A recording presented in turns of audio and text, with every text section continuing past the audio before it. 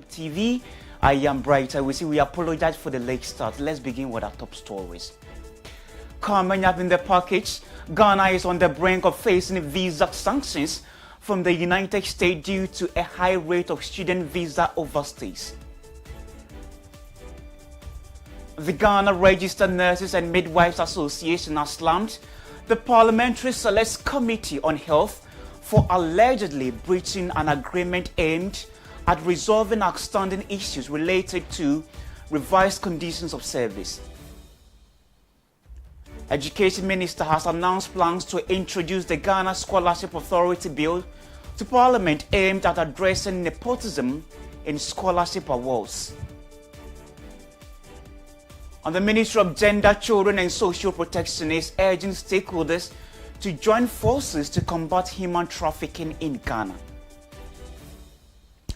And later on international fronts, Kenya Interior Minister accuses protesters of coup attempts after deadly demonstrations.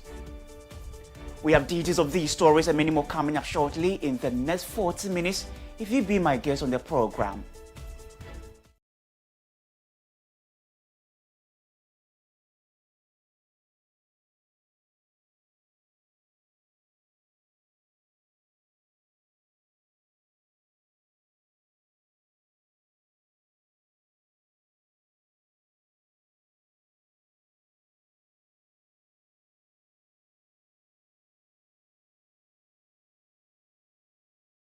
On our socials, on Facebook and on TikTok at Globe TVGH. Please join us with your thoughts and comments this morning.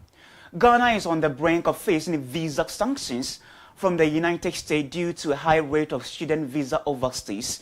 This is according to Foreign Affairs Minister Samuel Okudzeto-Ablakwa.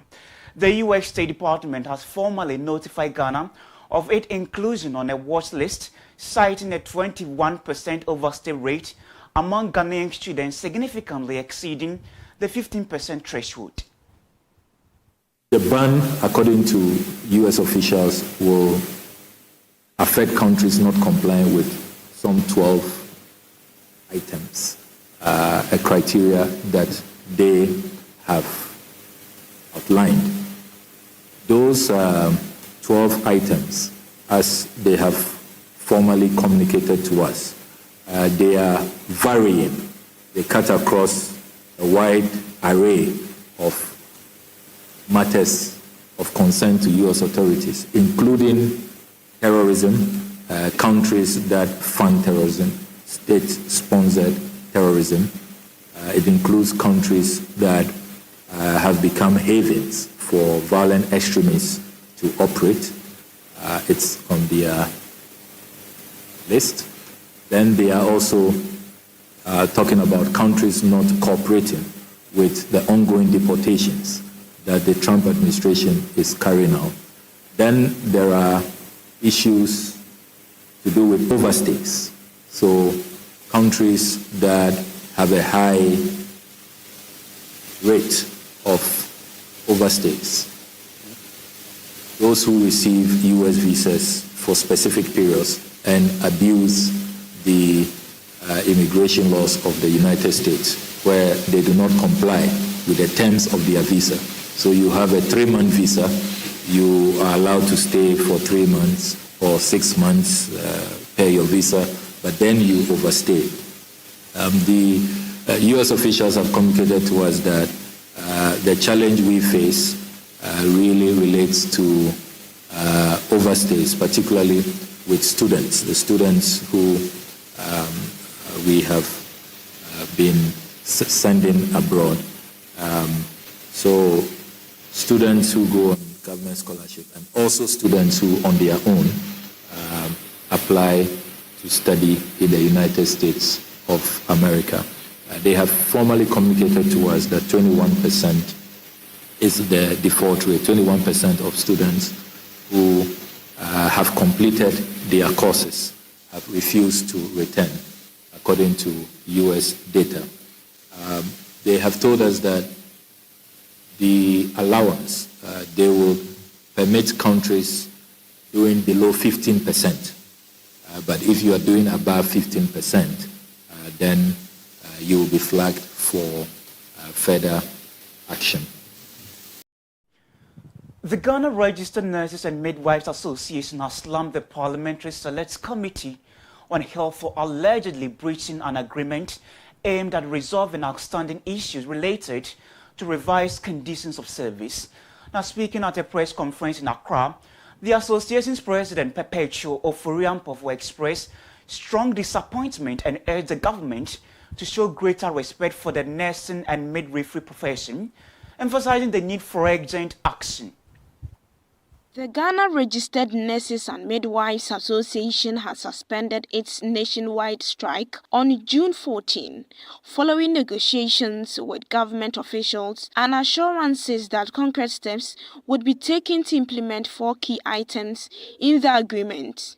However, the association claims the Health Committee has unilaterally rescheduled a crucial meeting from June 26 to July 10, 2025, citing the absence of key stakeholders. The association's president, Perpetual Oforiampofo, criticized the development, urging the government to show greater respect for the nursing and midwifery profession. The strike was suspended in good faith, and we expect nothing less than a reciprocity of same. The rescheduling of the meeting, in our view, is in bad faith, since it may further delay the implementation of the agreed items.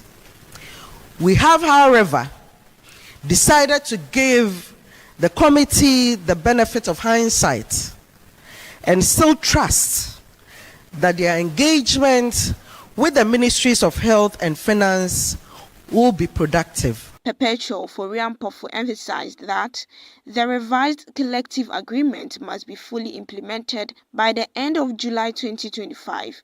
Failure to meet this deadline may compel the association to resume industrial action. We demand the implementation of the 4 agreed items not later than July 2025. This is non-negotiable, and we shall advise ourselves if any attempt is made to further delay the implementation.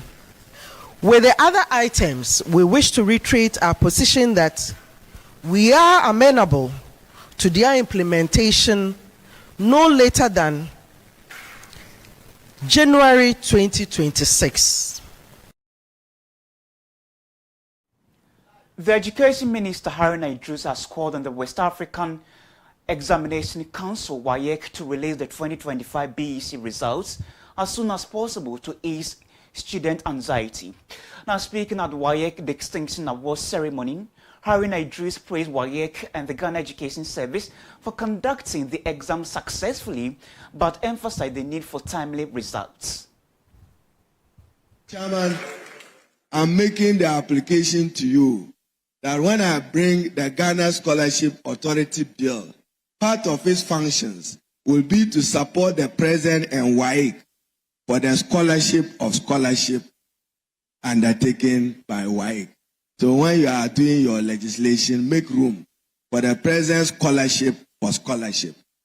Let me congratulate and commend you for a very successful conduct of the BECA examination. To WAEC, I want to commend you. There were a few incidents, naturally so. Even if there was no exams, some of those incidents could happen. What we expect of you is early, timely release of the results so that the anxiety and anxiousness of our students and kids will be resolved. Education Minister Haruna Idris has also announced plans to introduce the Ghana Scholarship Authority Bill to Parliament aimed at addressing nepotism in scholarship awards. He urged the chairman of the Parliamentary Select Committee on Education to support the bill when it is presented. I am particularly happy that I have the chairman for the Select Committee of Parliament here, the Honorable Nochu. I will be introducing in Parliament within the next few weeks the Ghana Scholarship Authority Bill on behalf of Excellency President John Dramani Mahama as he pledged to the Ghanaian people to deal with nepotism, cronyism that was associated with the award of scholarship. As I introduce the bill, Chairman, I have the pleasure of President John Dramani Mahama to announce today that these award winners of 3, the President has asked me to expand it to 10 awardees.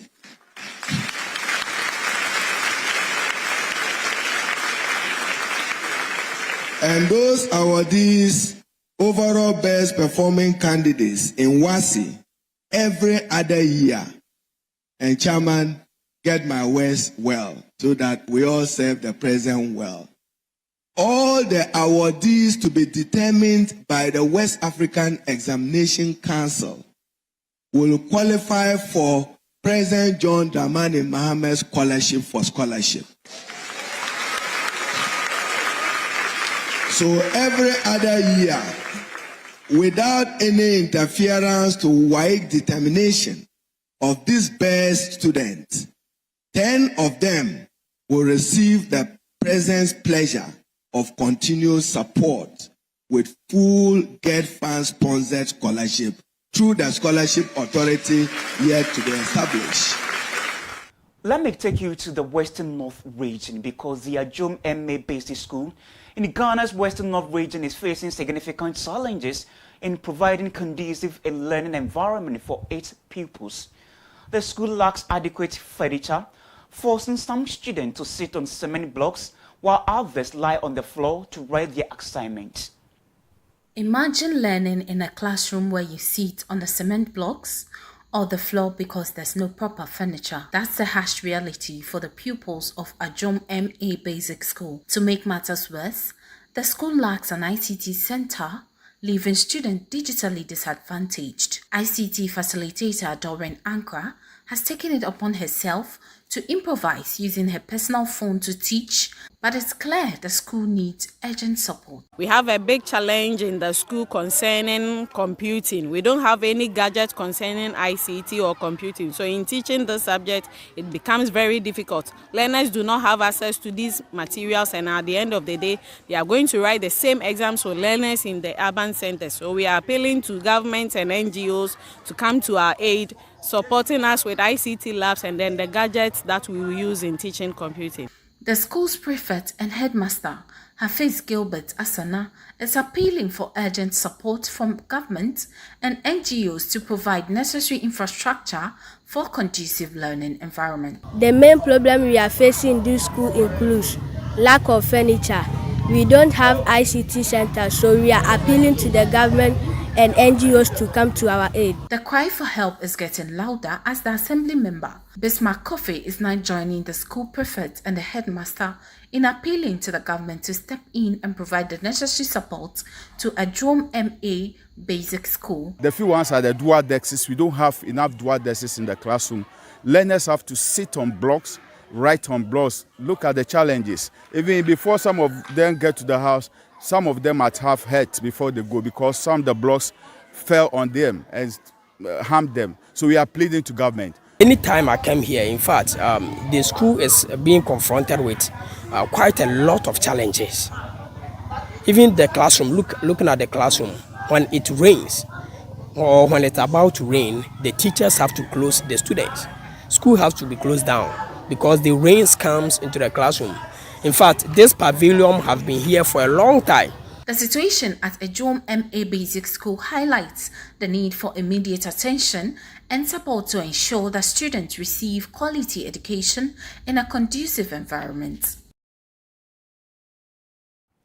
From the Western North region, let me take you to the Bono East region because residents of Arano, a community in the Tetima North district of the Bono East region, are facing a harsh reality due to the deplorable state of their roads.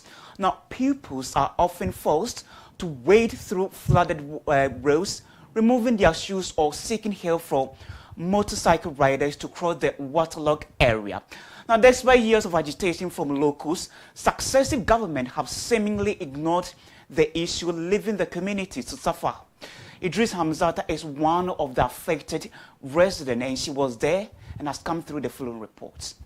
Arano residents faced significant disruption on Thursday morning after a Wednesday evening downpour submerged the Seoul Road, leaving pupils to navigate the flooded area to reach school. Many students were forced to remove their shoes or rely on assistance from motorbike riders, passerby, or school vehicles to cross the road. The situation underscores the critical need for action. One student, anxious about being late for her first lesson, urged the government to intervene immediately.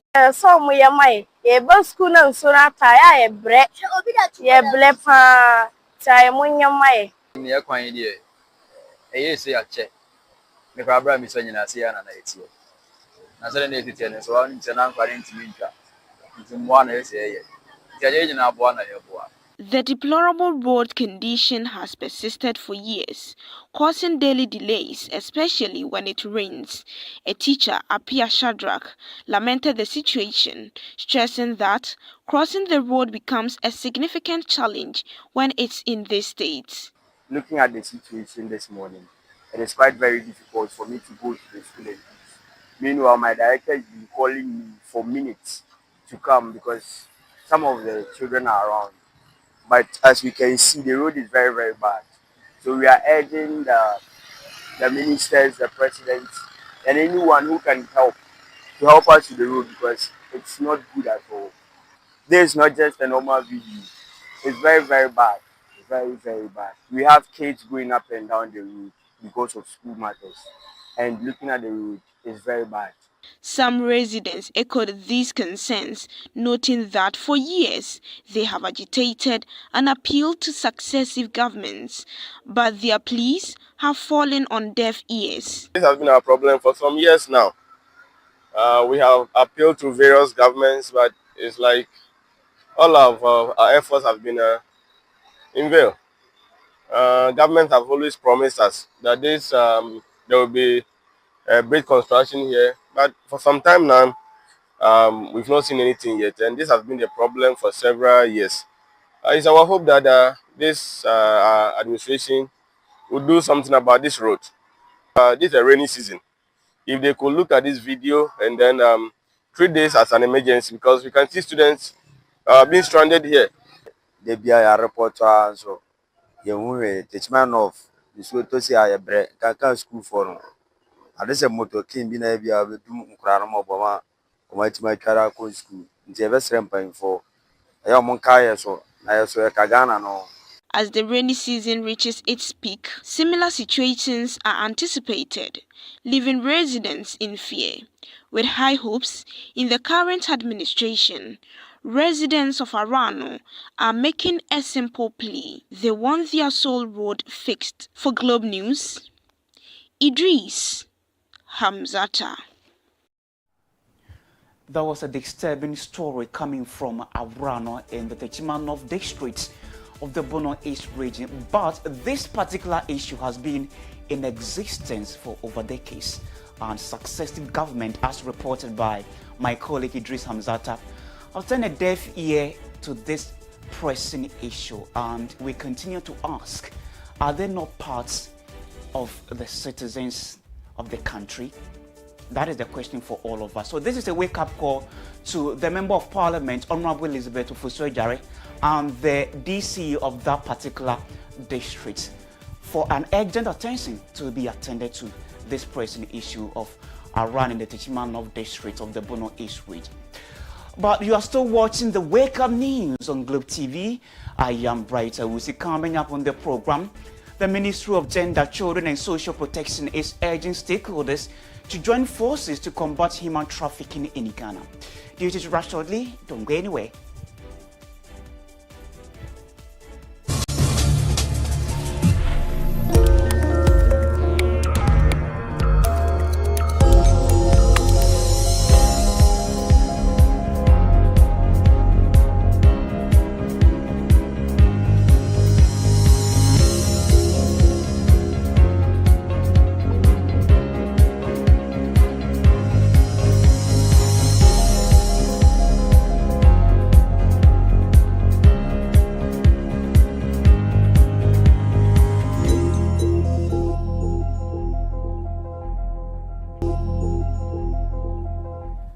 Now I'm taking you to the Eastern region where Nana Adjo Jemfua III, the Queen Mother of the Kwau traditional area, has called on the government to intervene in the Eastern Regional House of Chiefs to ensure justice and peace in chieftaincy disputes.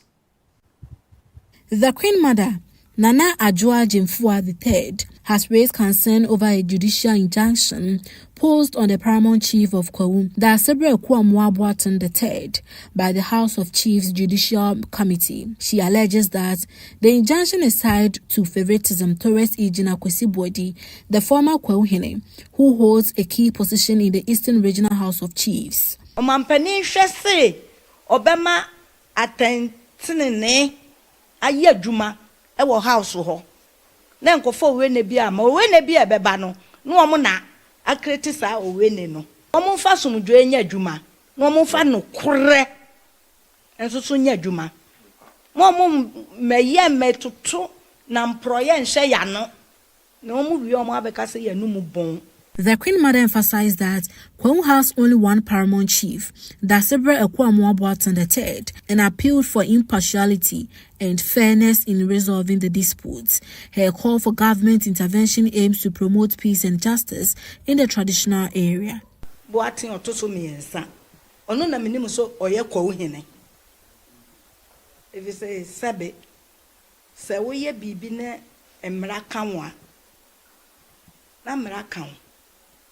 Nti ekwa mo Japan a ode Kwesibu edi no sese ya ade ne madi kanka no me onyo hene mame fa amamre ene amane so ede ayi na firi ha ede fufuru abesi so nti opere na pere no emfa de papa mre no opa ba bi owo temenka onya ne ye no owo no na emoa no bofo ne say sabe me de maso atoto fo ma Kwesibu edi se na ban ana aba enti se yo no na hye na chi ana wanya power yesa opa onyai why ade enya ne ya tuwa wo de o se mente ase metwe manso ye de ye ntwe manso ye de asomdwe de beka. The Ministry of Gender, Children and Social Protection is urging stakeholders to join forces to combat human trafficking in Ghana. Speaking on behalf of the minister during a commemorative event for World Day Against Trafficking, Dr. Afisa Zakaria emphasized the need for collaboration to protect vulnerable individuals and hold perpetrators accountable, and highlighted the government progress in fighting human trafficking. At the event organized to commemorate World Day Against Trafficking in Persons under the theme Human Trafficking Law at 20, the journey so far in Ghana, poverty and migration are highlighted as key drivers of human trafficking, and international cooperation is stressed as crucial in addressing the issue.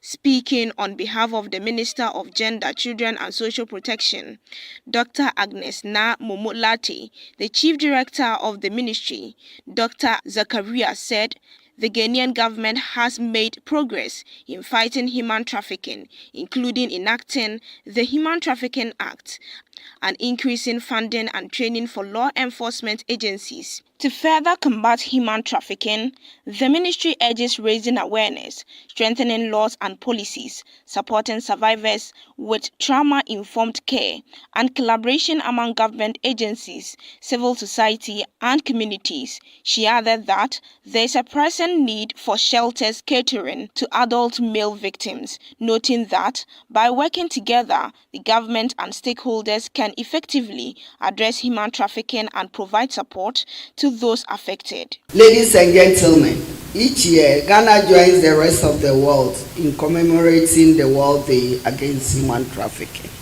also known as the Blue Day, to raise awareness on the dangers associated with human trafficking. In the year 2010, the United Nations General Assembly, during the adoption of the Global Plan of Action to combat human trafficking in persons, urged governments worldwide to take coordinated and consistent measures to combat human trafficking. This led to the designation of 30th July every year as a day set aside to remember the suffering of all victims, showing compassion for their plight and making policies and programs interventions to support the fight against human trafficking. Chairperson of the Committee on Gender, Children and Social Protection, Helen Adjuantoso, indicated that parliamentarians play a vital role in ensuring the effective implementation and enforcement of the Human Trafficking Act. According to her, they provide oversight and support to stakeholders, which is crucial in combating human trafficking effectively.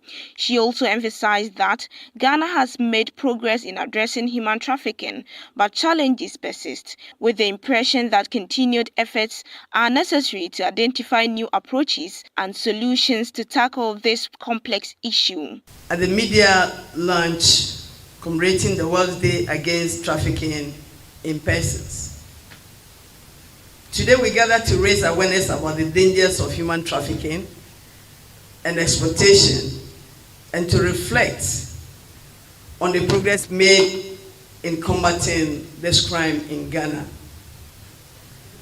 As the chairperson of the Committee on Gender, Children and Social Welfare, I wish to acknowledge the critical role Parliament plays to fight against human trafficking. As parliamentarians, we have a responsibility to ensure that the Human Trafficking Act, 205 Act 694, is effectively implemented. Civil society organizations, CSOs, have commended the Ministry of Gender, Children and Social Protection for its active role in the passage of the Affirmative Action Bill. However, they are urging the ministry to expedite the implementation of the law. Stakeholders at a forum organized by CDD Ghana have emphasized the need for a gender equity committee to oversee the speedy implementation of the Affirmative Action Law. Convener of the Affirmative Action Law Coalition, Shilaminka Primo, noted that while the law is a step in the right direction, it is weak and requires amendment to include punishments and sanctions for non-compliance. She explained that the law applies not only to the public sector, but also to the private sector, which should have gender policies in place. She expressed hope that a legislative instrument under Act 1121 would facilitate the implementation of some aspects of the law. So speaking from the civil society perspective, I am the convener for the Affirmative Action Law Coalition. We are looking for a speedy implementation of the law. So one of the first things we realized was that a body is supposed to have been set up called the Gender Equity Committee to see to implementation. We know the ministry has been making efforts to get it done, but we think that it should be speeded up so that it's in place and they are the ones that the law says should be running and seeing to implementation for the ministry. We are also looking forward to the passage of the legislative instruments. There's an act of parliament, Affirmative Action Gender Equity Act of 2024, Act 1121. There's provision in it for legislative instruments which will make some parts of the law work better. That's to we are hoping that. Programs Officer at the Ministry of Gender, Children and Social Protection, Isaac Mensah, speaking on behalf of the sector minister, called on stakeholders to support the ministry efforts to promote gender equity. He emphasized the need to create a society where every individual has the opportunity to lead and thrive. Ladies and gentlemen, I would like to provide a brief update on the efforts made by the Ministry of Gender, Children and Social Protection and its partners toward the effective implementation of the Act. In accordance with the Act, the Ministry has started putting the necessary measures to constitute the Gender Equity Committee to guide and oversee the implementation of key provisions of the law.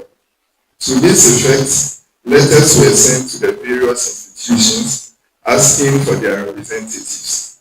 I am happy to report that the list of nominees has been compiled and forwarded to the Office of the President for review and approval.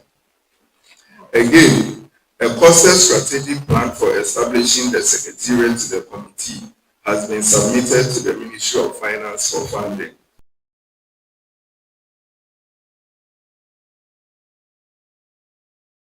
We've got more local stories available on our website on globetvonline.com. Coming up on the international front, Kenya Interior Minister accuses protesters of a coup attempt after deadly demonstrations. Details wrap shortly. Don't go anywhere.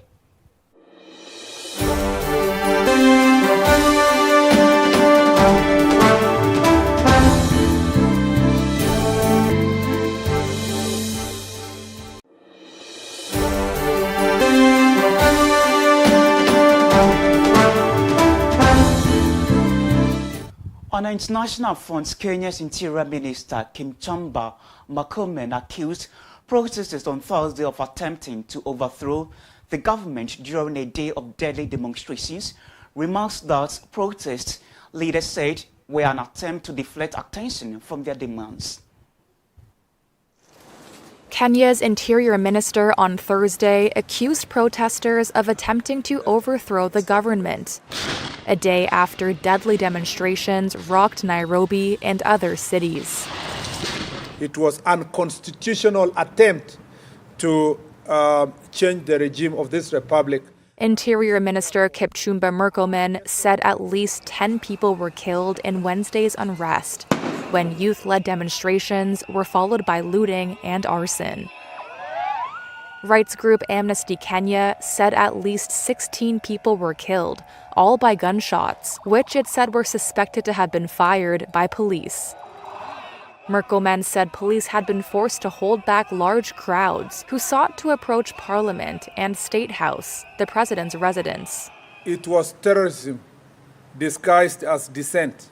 There was no peaceful demonstration. We condemn the criminal anarchists who, in the name of peaceful demonstrations, unleashed a wave of violence, looting, sexual assault, and destruction upon our people. One prominent figure in the protest movement told Reuters that Murkomen's remarks were an attempt to shift attention away from the real issue. Thousands turned out to the demonstrations, which were initially called to mark the anniversary of last year's anti-government protests. They were amplified by public anger over the death of blogger Albert Ojwang in police custody earlier in June. We have more international stories available on our website on globetvonline.com. Let's take a recap of our top stories. Ghana is on the brink of facing visa sanctions from the United States due to a high rate of student visa overstays. The Ghana Registered Nurses and Midwives Association has slammed the Parliamentary Select Committee on Health for allegedly breaching an agreement aimed at resolving outstanding issues related to revised conditions of service. And on the continent, Kenya Interior Minister accuses protesters of coup attempts after deadly demonstrations. Well, that'll be for the bulletin. On behalf of the entire production team led by Alexander Ohineje and directed by Belinda Tete. Many thanks for watching. I am Bright AWUSI. Have a good morning and enjoy the rest of our programs. But tomorrow, all roads lead to Kumase Nyantaniase to pay our last respects to our father, our grandfather, Mr. Dr. Stephen Appiah Donko. So we are inviting all of you to be with us at Kumase Nyantaniase. Bye-bye for now.